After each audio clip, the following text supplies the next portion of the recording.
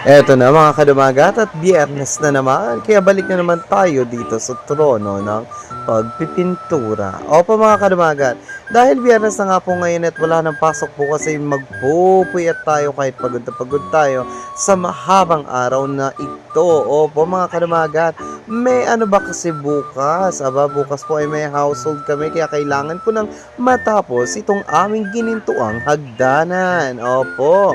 Kumbaga mga kadumagat ay may deadline tayo para bukas kasi ayaw nating makita sa household na pangit at tsaka pa rin ang ating pamamahay.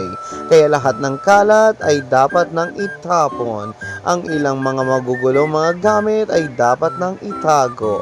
O dahil alam niyo na ang sekreto mga kadumagat, syempre magpanggap-panggapan na rin tayo for today's video. Opo, yung tipong akala mo ang sipag-sipag mo na naman at magpintura. Well mga kadumagat, ginaganahan nga po talaga ako magpaganda ng aming pamamahay kasi parang ang sarap umuwi ng bahay kapag nakita mo na ang iyong bahay ay talagang nasa maayos, maganda, malinis, makulay. O iya mga kadumagat, nandito na tayo sa gawing labas. Konti na lamang ay nasa labasan na ako, o diba?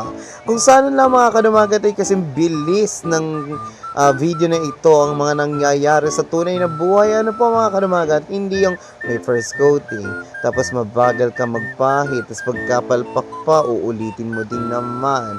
O diba mga kadumagat? Sunod lang mga pala ako ng sunod mga kadumagat sa aking anak.